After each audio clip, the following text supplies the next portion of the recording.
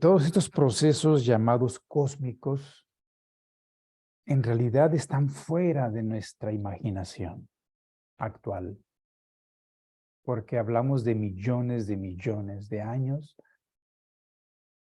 mucho antes de que incluso existiera la posibilidad de decir millón, o sea, de contar el tiempo. Esto de entrada nos permite a nosotros admitir con humildad la existencia de la eternidad, pero que la manifestación de aquello que llamamos Dios se realiza en ciclos de existencia, en eso que llamamos tiempo. Entonces, después de haber visto cómo nosotros hemos adquirido cada vehículo que nos permite comprender el tener una conciencia, el cuerpo físico, el cuerpo vital, el cuerpo astral, que ya hemos visto en la biografía y que ahora continuaremos percibiendo en el desarrollo de la historia, porque vamos a ver ahora la biografía de la humanidad, que es un reflejo aquí en nuestra individualidad, lo que nosotros vivimos desde el nacimiento. Se refleja en el mundo, en toda la humanidad. De manera que esos primeros 3 vehículos, físico, vital y astral, nos hacen llegar a cierta edad, vamos a decir la mayoría de edad, para que luego aparezca el yo, dando la conciencia llamada autoconciencia, que es de los 21 a los 42. De manera que, después de haber visto que además en el futuro nosotros tendremos niveles de conciencia más allá de la llamada conciencia de vigilia, que es la que se desarrolla por la presencia del yo. Recuerden, la presencia del yo da la conciencia objetiva. Cuando tuvimos solo el cuerpo astral y los anteriores, era la conciencia pictórica, imaginativa pero inconsciente, como estar soñando. Cuando teníamos la conciencia anterior, pues era porque teníamos solamente el cuerpo vital y el físico. Entonces, una conciencia dormida, profundamente sin soñar. Y cuando tuvimos solo el cuerpo físico, pues prácticamente tuvimos una conciencia que podríamos decir que es inconsciencia. Parece contradicción, pero es un nivel de conciencia. Y aquí podríamos llamarla de trance profundo. Y ahora, cuando llega el proceso de la Tierra, después de haber pasado por el antiguo Saturno, el antiguo Sol y la antigua Luna, que dieron estos niveles que ya mencioné, después de la Tierra viene el Júpiter, el Venus y Vulcano, que desarrollan la imaginación, la inspiración y la intuición,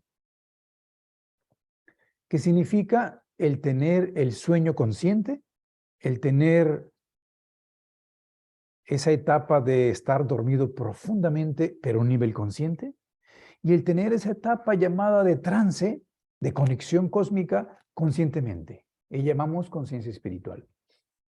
La conciencia psíquica, mental y espiritual es el futuro de la humanidad. Cuando ya empezó el proceso aquí en la Tierra, se tiene que recapitular todo. De alguna manera lo vemos en el embrión. Cuando vemos las etapas que pasa nuestro desarrollo en la gestación, en el vientre de nuestra madre, podemos corroborar que todo se tiene que recapitular. Y las formas que vemos en el embrión y en el feto son formas que ha tenido nuestro cuerpo hace millones de años. Y se recapitula el antiguo Saturno, el antiguo Sol, la antigua Luna. Entonces, al nacer, comenzamos un proceso ya aquí en la Tierra, cuando empezamos a encarnar. El yo, el espíritu, lo que somos, comienza a hacerse consciente de sí mismo. Entonces, ahora comienza un proceso de recapitulación Y para recapitularse, el antiguo Saturno, pues es aparecer nuevamente el cuerpo físico. Después de haber pasado la noche cósmica llamada Pralaya, todo se desaparece de la manifestación exterior y queda todo espiritualmente. Pero cuando aparece, se recapitula el antiguo Saturno y aparece el cuerpo físico, traído por entidades superiores. Esta época se llama en ciencia espiritual la época polar. Luego pasa a la segunda, que es donde se añade el cuerpo vital. Este cuerpo físico en esa etapa se está preparando para recibir el cuerpo vital. Entonces, esta segunda etapa se llama la época hiperbórea. Y este segundo nivel, pues está recapitulando el antiguo Sol. En la teosofía se llama la segunda raza raíz. La primera raza es la polar. Y luego viene la tercera, que es cuando se recapitula la antigua luna y se añade el cuerpo astral.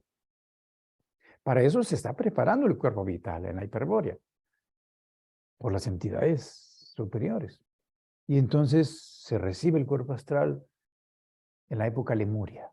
Ese es el nombre que nos dice se está recapitulando la antigua luna. Eso tenemos que tener una idea general de esto. La tercera raza raíz, la lemuriana, está recapitulando cuando teníamos la conciencia animal. Solo teníamos 3 vehículos. Y ya continuando, pues aparece el cuarto nivel, que en realidad es como el comienzo verdadero de la etapa terrestre, del período llamado terrestre. Porque ya no es recapitulación, ya es el comienzo de este ciclo, donde el yo se añade porque el cuerpo astral se ha preparado para recibir al espíritu individualizado. Entonces aparece una conciencia llamada de vigilia. La conciencia que permite percibir lo exterior. La conciencia objetiva. Entonces, esto hace aparecer todo ese ciclo, ese periodo atlante, que también se desarrolla en 7 razas que por estar dentro de una raza se dicen subrazas. Primero una que es continuación de la Lemuria, donde tenían una coloración muy oscura. Y empezó en la primera Atlante, pues todavía sí, pero empezó a ser rojizo el color. Y claro, eran gigantes, comparado con nuestra estatura. La primera se conoce como Ramuájal. La segunda son los Tlavatli. Todavía son rojos, gigantes, desarrollando la memoria y la voluntad. Todavía no hay intelecto, no hay razón, no hay cálculo, no hay suma, no hay operaciones mentales. Pero se está preparando la entrada del yo. Y aparece la tercera, los toltecas. Y en esta raza atlante ya empieza un desarrollo de los seres humanos en forma grupal, en forma de ciudades, ¿no? Es más complejo. Siguen siendo rojos, pero un poquito menos oscuros. Y entonces, después de los toltecas, aparecen los turanios, que es la cuarta. Pero todavía no se desarrolla realmente el juicio hasta la quinta, que es los semitas. Ese grupo atlante que tiene la misión de desarrollar la razón, porque entonces entra el yo y aparece ese vehículo llamado la mente, la razón, la capacidad de tener juicios. Entonces los semitas es de donde surge el siguiente nivel o continúa el proceso de desarrollo de la conciencia con la quinta raza raíz. La Atlante en general son la cuarta. De hecho, después de los semitas, que es la quinta, hay una sexta subraza que son los acadios. Y finalmente los mongoles, que es la séptima. Pero los semitas permite una genética en el cuerpo que incluso hizo decirles no se vayan a mezclar. La endogamia era parte y era esencial del proceso para que la raza diera el nacimiento del siguiente nivel de conciencia a través de la raza aria. Entonces, la época o raza aria es el siguiente nivel después del Atlante. Y entonces ahora vamos a hablar de las culturas llamadas post-atlantes, que son arias. De manera que de ser rojas empezaron a ser amarillas, los turanios, y ya la raza semita ya es blanca. Aparece, dijeran los pieles rojas, los cara pálida, apareció la raza aria, ¿no? Y esto es, claro, con una sensibilidad en el sistema nervioso mucho mayor que lo que tenían las razas anteriores. Y entonces ese grupo es guiado hacia una zona especial porque las condiciones atmosféricas, climatológicas de la Atlántida eran tan especiales porque la Tierra todavía se encontraba en un estado donde el aire y el agua no se habían separado, porque la temperatura era muy alta. Entonces había mucha niebla, muy densa. En la Lemuria era toda parte muy caliente. Ya en la Atlántida ya no era tan caliente, pero todavía era muy densa la niebla. De allí la leyenda de los Nibelungos, los hijos de la niebla, de los nórdicos. De tal manera que cuando fue enfriándose el planeta, que empezó a aparecer este grupo de los semitas, se empezó a enfriar. Era importante que se separara el agua del aire. Entonces, con el enfriamiento se empezó a precipitar. Y al precipitarse aparece por primera vez el fenómeno de la lluvia. Entonces empieza a llover y entonces esto hace aparecer el diluvio. Esto que en la leyenda decimos hubo un diluvio. Y se empiezan a llenar las cuencas y las barrancas y todos los espacios huecos en la superficie. Entonces los semitas necesitan irse a lugares más elevados y son guiados por entidades superiores. Y esto es la leyenda de Noé. Y entonces es guiado hasta ciertos lugares del Asia Menor, que ahora se conoce como el desierto de Gobi. Unos grupos se fueron a América, que fueron dando origen de los toltecas pues, a los americanos, que ya sabemos la historia, ¿no? Todos estos grupos indígenas son derivados atlantes, pero la raza aria se fue para la parte Asia europea, Euroasia. De manera que del desierto de Gobi algunos se fueron hacia el norte y de ahí vienen las sagas y las leyendas de los escandinavos. Pero el grupo más adelantado, guiado por entidades superiores, se instala en esa zona que hoy conocemos como la India. Otros grupos se van a donde ahora está Irlanda, Inglaterra y más al norte de Europa, pero todavía no de los que actualmente existen, sino precursores. Pero el grupo más organizado y desarrollado era la India en ese entonces. Entonces, la antigua India representa el comienzo de la primera cultura post-atlante,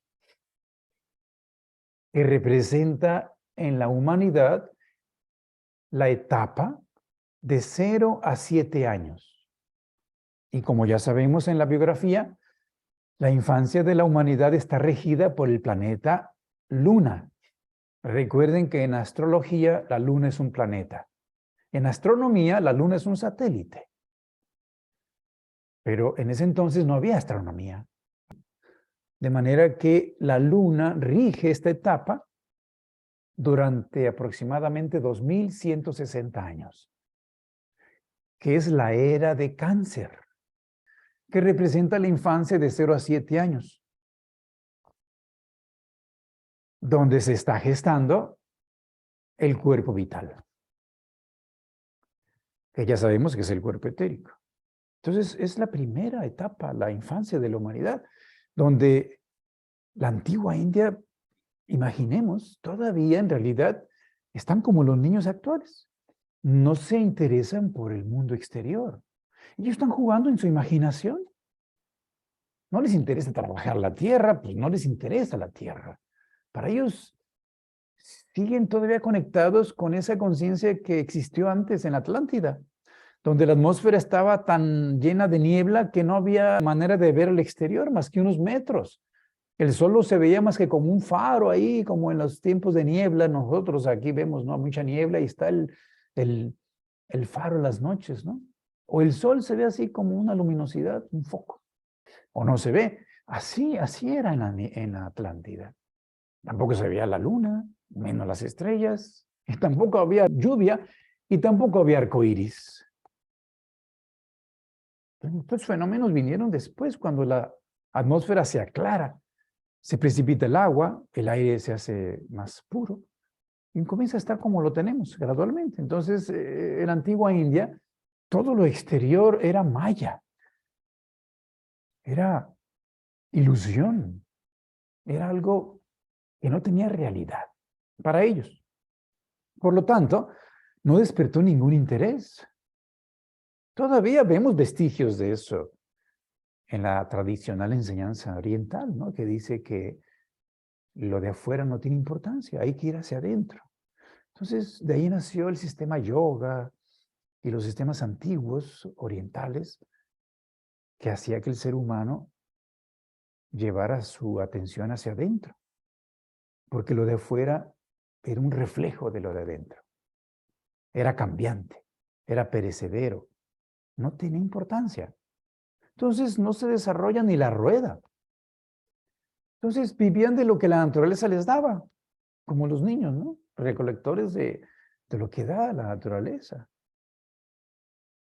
Se dice que eran dirigidos por 7 entidades que se conocen como rishis, los grandes rishis de la antigua India, que tenían como personalidad o guía principal en una etapa lo que ahora sabemos que es Krishna. Y que posiblemente surgieron otros en todo ese proceso de individuos que encarnaban esto que es el guía de la antigua India, pero que tenía detrás 7 seres que no encarnaban físicamente, sino a nivel etérico, porque se estaba desarrollando el cuerpo vital, que es el etérico, los llamados 7 rishis. Tenemos pues esta primera cultura que todavía estaba conectada a una conciencia muy soñadora. Cultura primera, posatlante, la antigua India. Y luego fue sucedida, después de pasar la era de Cáncer, por la siguiente era. Cambió. El Sol en 2160 años nos presentó en el horizonte otra constelación. Y es la de Géminis, que es la que continúa hacia atrás. Recuerden que este proceso es por la precesión de los equinoccios, entonces va hacia atrás. Entonces, en la biografía, después de la luna de 0 a 7 años, pues tenemos a Géminis. De 7 a 14 años, el niño está gestando el cuerpo astral. Y entonces estamos viendo en la antigua Persia, que es la cultura que le sucede a la antigua India, allí, entre los persas, estamos viendo ese nivel de la humanidad que correspondería, según la investigación antroposófica, a la edad de 7 a 14 años. Así podemos concebirla. Nuestra humanidad actual tenía en ese tiempo una edad de 7 a 14 años, una edad infantil todavía, pero ya más despierta la conciencia porque comienza a interesarse por el mundo exterior. Todavía no percibe realmente qué significa lo interno y lo externo, pero comienza a interesarse por el mundo llamado físico, la tierra. Y es el comienzo del trabajo. El concepto de empezar a trabajar la tierra comenzó con los persas. Comenzaron a arar la tierra. Se dieron cuenta que podían tener mayores posibilidades de subsistencia si trabajan la tierra sembrándola, y empezó el desarrollo de los cereales. El desarrollo de cierta tecnología elemental para ayudarse con la tierra usando animales. Zoroastro es ese personaje que, así como Krishna era en la India, pues es el personaje guía. Esto en cierta manera todavía es una manifestación de una religión en donde se concebía muchos dioses, ¿no? Y uno de ellos pues era el sol, el más grande. Y de allí el personaje de Zoroastro, el dios del sol. De manera que se está gestando pues el cuerpo astral. Estamos en la época de Géminis y la humanidad se encuentra en la edad de 7 a 14 años. Estamos diciendo que en la antigua India empezó a unos 7000 antes de Cristo, los persas 5000 antes de Cristo. Estamos ahora en la época 3000 antes de Cristo, con la siguiente época que se llama egipcio-caldeo-babilónica, asirio, etcétera, ¿no? Hebreo, pero es más conocida como Antiguo Egipto, que corresponde en la biografía a la etapa de los 14 a los 21, que tiene que ver con Venus, y que en la era astrológica, después de Géminis, que es regido por Mercurio, así como Cáncer regido por la Luna, pues ahora es Tauro. Y Tauro, pues el regente es Venus.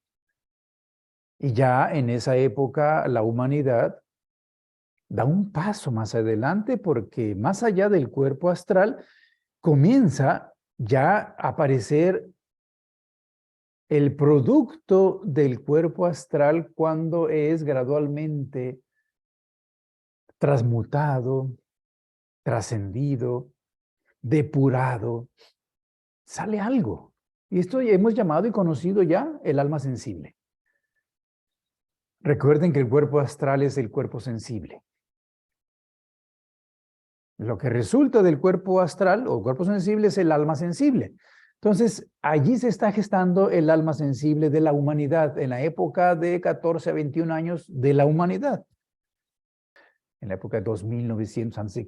ya empezó la era de Egipto.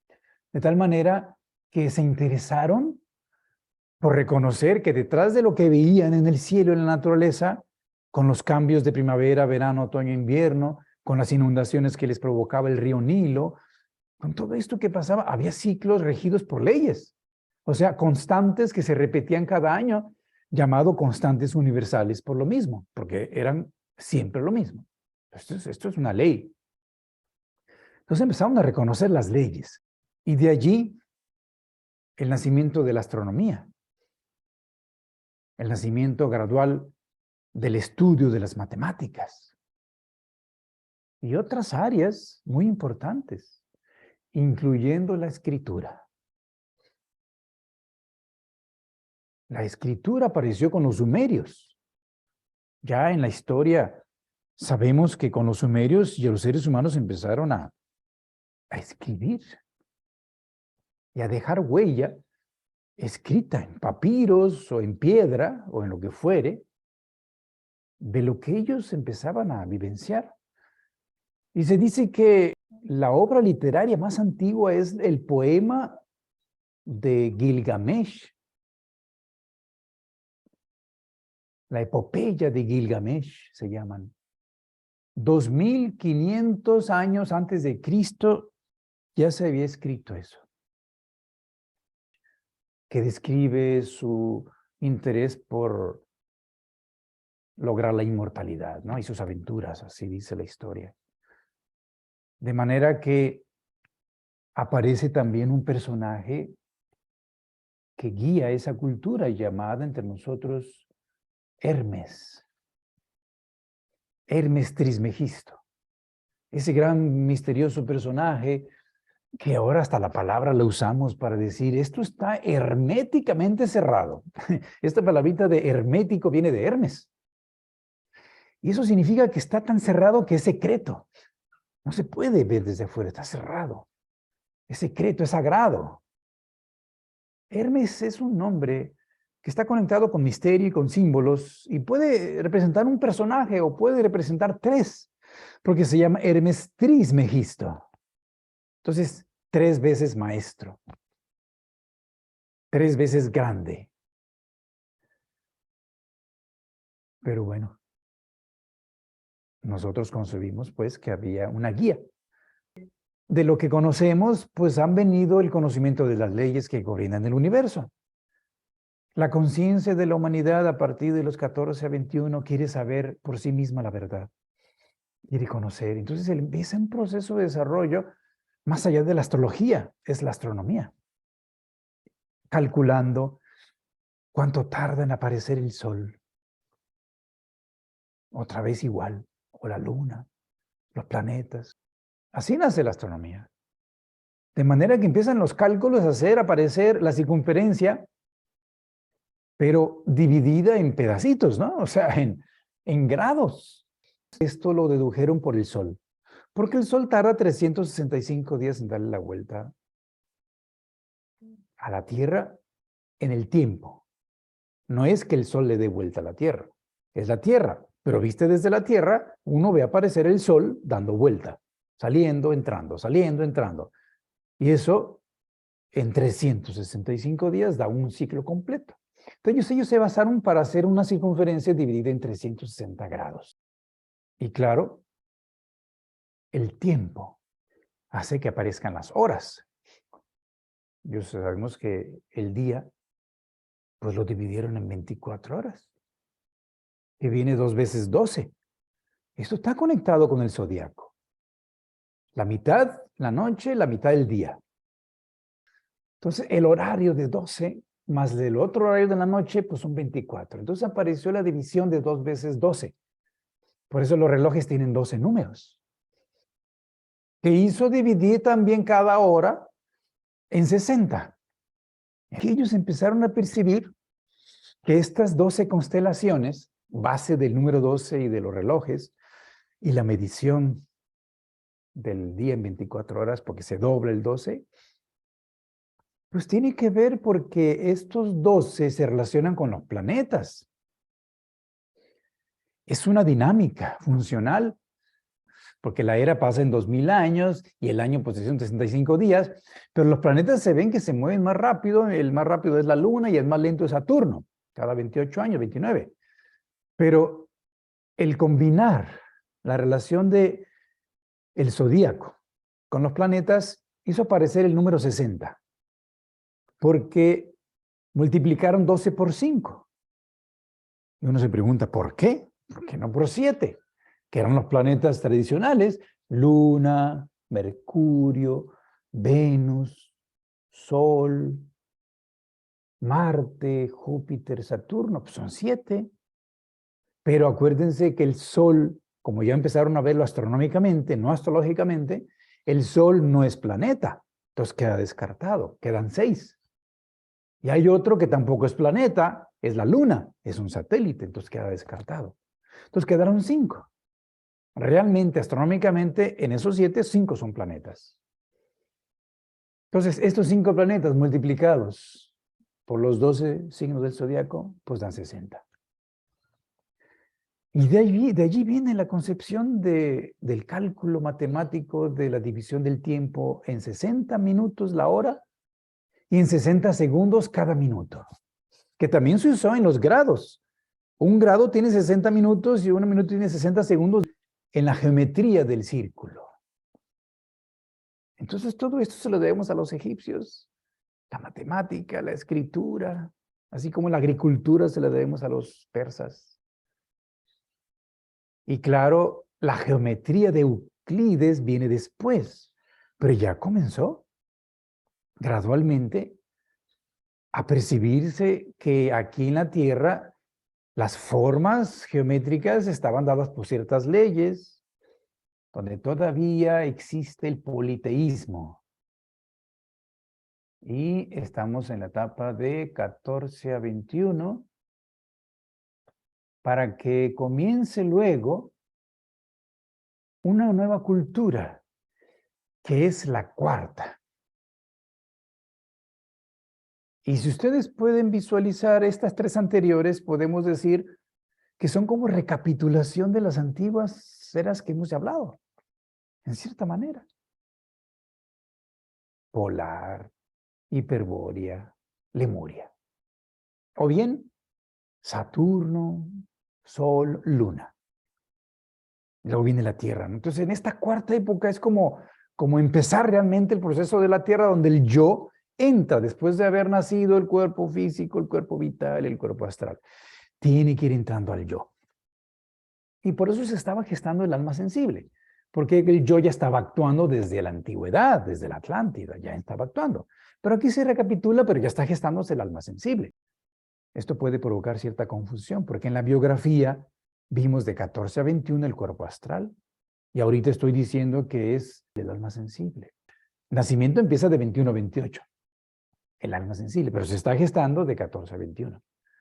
Entonces ahora empieza la humanidad en la época greco-latina, los griegos y los romanos. La época greco-latina es la cuarta época cultural que Rudolf Steiner le llama el momento en que el yo comienza a entrar en sus vehículos y comienza la conciencia llamada objetiva o de vigilia, porque todavía en las épocas anteriores todavía era muy onírica, muy ensoñadora, conectada con las entidades superiores, percibían los espíritus de la naturaleza, percibían el éter, percibían lo astral, pero gradualmente se fue perdiendo la clarividencia y la visión espiritual en la época egipcia, y ya en la época que empieza grecolatina, pues ya fue muy marcado el hecho de que al ir entrando el yo, pues aparece la razón, aparece el intelecto gradualmente y empieza a perderse la capacidad de percibir lo superior. Empieza a dudarse de la existencia de los dioses. Empieza el escepticismo. Todo esto que sabemos que cuando entra el yo, porque el adolescente, pues ya maduro, empieza hasta los 21, de 21 a 28, pues ya no cree, quiere pensar por sí mismo, empieza cierta arrogancia, orgullo, pero también la capacidad de un desarrollo del juicio, del pensamiento más abstracto, lógico, concreto. Entonces empiezan los filósofos de la época griega, ¿no? Donde la razón permite que el ser humano descubra que hay algo interior y hay algo exterior, muy claramente. Antes no se percibía muy claramente esto. ¿Qué significa? Pues que yo estoy pensando algo muy mío, que nadie más sabe, que nadie más puede percibir. Y es cuando hemos dicho que el yo se encapsula en sí mismo. Se separa de todo lo demás. Se empieza a sentir la soledad y la separación del mundo. Se dice que en algunos individuos empezó a aparecer el yo muy claramente demarcado, cuando en la antigüedad, en la época anterior, llamado egipcia, pues uno que otro empezó a aparecer con una personalidad muy marcada, como David entre los hebreos, o Ramsés II entre los egipcios, pero no era muy general, era aislado, eran guías. Y luego Moisés también, entre los hebreos. Pero ahora empezó a verse en más individuos, sabios, filósofos, esto. Y se dice que el primero que me manifestó esto era Sócrates. Y empieza a estudiar el mundo y darse cuenta que él lo puede descubrir sin necesidad de que vengan los dioses faraones, los sacerdotes a decirle, sino él por estudio, por pensamiento, por un esfuerzo propio, descubre que hay una verdad y que las cosas son como él considera que son por su propio pensamiento. Y esto hace que él influya en los jóvenes de su época que se hicieron escépticos, empezaron a dudar de lo que venían enseñando los sacerdotes. La sabiduría podían encontrarla por ellos mismos. Les enseñó a discutir, ¿no? La dialéctica fue desarrollada por Sócrates para que las conclusiones a las que llegaban podían hacer que ganaban un debate. Y por eso se dijo que Sócrates era un peligro, porque estaba corrompiendo a la juventud y fue condenado a muerte con la cicuta. Pero ahí nació eso de empezar a dudar de lo que nos enseñan para que tú descubras por ti mismo la verdad. Es la base de la ciencia. Y Platón es el principal discípulo, ¿no? Sócrates enseña a Platón. Platón es ese personaje que está relacionado con los arquetipos y las ideas. De manera que Platón decía que el conocimiento en realidad provenía desde antes del nacimiento. Ya lo traemos en el espíritu, muy conectado con el cosmos. Aunque ya lo sostenía, como decía Sócrates, por sí mismo, pero venía de esto de venir reencarnando y acumulando experiencias, sabiduría y conciencia. Platón tenía esto. Pero tuvo un discípulo muy destacado que es Aristóteles. Sócrates, maestro de Platón, pero Platón tenía un discípulo que es Aristóteles, y Aristóteles trajo todo esto más a la tierra y hace desarrollar la lógica, que hacen que uno lleve el pensamiento hasta la definición. El silogismo es este proceso. Pepito es un ser humano, es una premisa. Los seres humanos son mortales, algún día se van a morir, es otra premisa. Entonces, conclusión lógica, Pepito algún día se va a morir.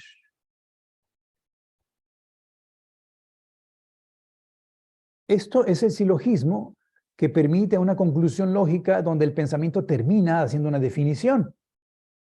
Y ya terminó el pensamiento. El pensamiento antes de eso era más imaginativo, era más vivo, conectado con líneas que conectan con otras ideas, de tal manera que no se podía llegar a un punto que finalizara en una definición. Entonces decían, el pensamiento no ha muerto. El pensamiento estaba vivo, pero el pensamiento comienza a morir. Entonces Aristóteles es el que comienza este proceso de la lógica terrestre, que hace un pensamiento incluso cada vez más abstracto, y gradualmente comienza a concentrarse solamente en lo que perciben los sentidos. Podemos descubrir la verdad usando los sentidos físicos. Esta es la base que incluso todavía actual del pensamiento científico que tenemos en la humanidad. Fíjense la importancia de Aristóteles. Si luego vienen Euclides, todos estos que desarrollan más todavía la geometría, que desarrollan las matemáticas, que desarrollan, como en el caso de Pitágoras, las escuelas que estudian específicamente los teoremas y los axiomas, ¿no? Que son verdades que no se pueden negar, son evidentes por sí mismas. El que no nacía bajo ciertos límites geográficos se consideraba fuereño. La palabra no era así, pero esto es un extranjero. El concepto de que alguien no era de ellos, del grupo, pues comenzó allí diciéndole, eres extranjero, los que están fuera son extranjeros. Entonces, un castigo para alguien que había transgredido las leyes era el exilio. Y el exilio era casi un poco menos que la muerte para un griego. El exilio era un castigo que nadie quería. Los que tenían panza estaban expuestos a que fueran exiliados, porque era una vergüenza que dijeran que eran griegos. ¿Cómo un griego panzón? No, no había griegos panzones. Una persona que se deja crecer la panza es porque comió de más, porque ya no tenía la templanza en su vida, ya no era moderado, se dejaba llevar por la gula. Esto déjalo para los romanos. Entonces los griegos eran muy estéticos en esto. Y todo esto pues unido a la sabiduría que estaban desarrollando en todos los aspectos de su vida social. El alma sensible estaba conectada todavía con el politeísmo y con las monarquías, los reyes, los faraones. Pero ya en la época grecolatina aparece el monoteísmo. Empieza gradualmente el concepto de un solo Dios, o la negación de todos los dioses, primeramente para que aparezca el monoteísmo como base futura del cristianismo, que se da en la época romana. Pero este es el fundamento inicial, de tal manera que aparecen las oligarquías. Este concepto que actualmente sabemos que existe en el mundo. Cada vez hay más oligarquías, las monarquías cada vez son menos. Y en la política se empieza un proceso de cambio que lo empezamos a ver con los romanos. Ya se interesa más por la política, ¿no? Ya empieza a ver el personalismo más marcado, y así como en los templos de Grecia y las bellezas de las diosas y los dioses en las esculturas, pues se empieza a reducir a los bustos, el busto, ¿no? De aquí, del pecho para arriba. Es un poquito más la individualización de la conciencia. Los romanos empiezan a tener bustos para erigirse como los dioses. Por un lado, empieza esto de irse al extremo, en esa época del alma racional, hacia el intelecto, el egoísmo, la soberbia, el orgullo que se ve entre los romanos con el César, ¿no? Empezó a desarrollarse esto de la política, donde se empezó a dar la ciudadanía, ¿no? Así como los griegos concebían que el de afuera era extranjero, ya la característica del ciudadano romano, el que nacía en Roma, estaba protegido por las leyes de Roma. Entonces, esto es mucho, mucho de Roma. Y su voluntad era respetada incluso después de muerto. De tal manera que esto del testamento, ¿no? La última voluntad, pues empezó a aparecer ahí. Antes no existía. Y todavía el derecho romano que tenemos ahorita en el mundo viene de allí. Pero al mismo tiempo se escuchaba ya algo sobre el precursor místico del cambio. Porque en esa etapa nace el cristianismo. Entonces se hablaba del Cristo. Pues a la mitad más o menos de esa época llamada la Cuarta Grecolatina, pues aparece el misterio del Gólgota. El nacimiento de Jesús el Cristo entre los romanos. Que es el nacimiento que va gradualmente tocando la siguiente etapa o cultura de la humanidad, que es la que va de los 28 a los 35. A esta época se le llama el cristianismo, pero está dentro de la grecolatina. De tal manera que aquí uno se pregunta, ¿por qué Jesús comienza a ser una figura pública hasta los 30 años de edad? No antes. Ya los que sabían, los que estaban muy cercanos a él, María, José y los discípulos sabían de Jesús. Pero públicamente no. Porque es a partir de los 30 que aparece el Cristo en la tierra. Ese gran ser que proviene del sol. El supremo regente del sol como una jerarquía espiritual superior a los humanos. Desciende a la tierra para dar un impulso a la humanidad que permita el desarrollo gradualmente, el despertar del yo superior, de la humanidad. No individual todavía, pero de la humanidad, porque estamos en la época del yo, en la biografía individual, pero en la humanidad estamos en esa época, en esa edad. Entonces uno dice entre los 28 y los 35, comienzo a entender por qué a los 30 años. Porque en la biografía, en los septenios, los primeros 2 años y los últimos 2 son el inicio y el fin del septenio. Y los 3 años del centro son los verdaderos del septenio. Entonces, 28 a 29, 29 a 30, pues es el inicio del septenio. Pero a partir de los 30 inicia realmente el desarrollo de esta época. Entonces Jesús, de los 30 a los 33, que es el centro del septenio, tiene una misión pública, el ministerio, la pasión de Cristo. la aparición de este misterio sobre la tierra que marcó el tiempo. Fíjense la importancia de la aparición de este personaje en el planeta. Para toda la tierra, ¿eh? Para los persas, para los egipcios, para los de la India, para la China, para todas las culturas que ya había, pero que todavía tenían sus religiones. Pero ya el nacimiento del Cristo empezó a tener una necesidad de ser reconocida mundialmente por el ser humano, pero empezó allí, en Palestina, en ese tiempo, ¿no? Los romanos no lo reconocían todavía. Porque los romanos incluso quisieron llevarlo después a ser reconocido en el Senado, pero no lo reconocieron. Tiberio quiso hacer el reconocimiento en el Senado. Hay que llevar el Cristo al panteón, porque hubo terremotos cuando vino el Cristo, pero no lo reconocieron. No lo aceptaron. Era el César más importante, ¿no? Entonces hubo una lucha ahí del cristianismo con los romanos, ¿no? Los judíos, la cultura hebrea. Pero esto de que el yo apareció entre los 30 y los 33 años, comienza a tener para nosotros una cierta explicación. Porque a esa edad, y solo 3 años, sobre la tierra, marcando el cambio del tiempo después de él y antes de él.